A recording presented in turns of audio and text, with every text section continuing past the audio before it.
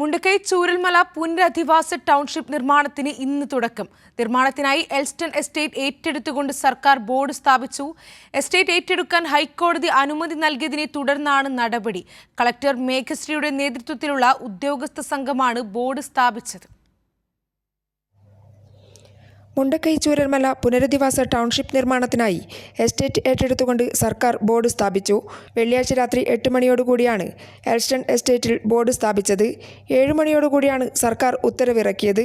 ഭൂമി ഏറ്റെടുക്കാൻ ഹൈക്കോടതി അനുമതി നൽകിയതിനെ തുടർന്നാണ് നടപടി.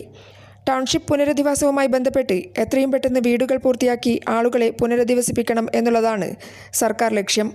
ഏകദേശം നവംബർ-ഡിസംബർ മാസത്തോടുകൂടി പണി പൂർത്തിയാക്കാനാണ് ലക്ഷ്യമിടുന്നത്. നേരത്തെ തന്നെ ടൗൺഷിപ്പ് നിർമ്മാണത്തിനായുള്ള പ്രവർത്തനങ്ങൾ സർക്കാർ ആരംഭിച്ചെങ്കിലും എസ്റ്റേറ്റ് ഉടമകൾ കോടതിയെ സമീപിച്ചതാണ് പ്രവൃത്തി 8 മാസത്തോളം നീണ്ടുപോയത്. എന്നാൽ ഹൈക്കോടതി ഉത്തരവിനെ തുടർന്ന് പ്രവർത്തനങ്ങളുമായി മുന്നോട്ടു പോകാൻ സർക്കാർ തീരുമാനിച്ചു. മാർച്ച് 27-ന് മുഖ്യമന്ത്രി പിണറായി വിജയൻ ടൗൺഷിപ്പിന് തറക്കല്ലിട്ടു. എസ്റ്റേറ്റ് ഉടമകൾ വീണ്ടും ഹൈക്കോടതിയെ സമീപിച്ചതിനെ തുടർന്നാണ് പ്രവർത്തനങ്ങൾ വീണ്ടും നീണ്ടുപോയത്.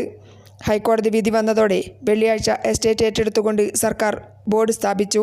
ഇന്നു മുതൽ ഊരാളുങ്കൽ ലേബർ കോൺട്രാക്ട് സൊസൈറ്റിയുടെ നേതൃത്വത്തിൽ എൽസ്റ്റൺ എസ്റ്റേറ്റിൽ നിർമ്മാണ പ്രവർത്തനം ആരംഭിക്കും. കൈരളി ന്യൂസ്, വയനാട്.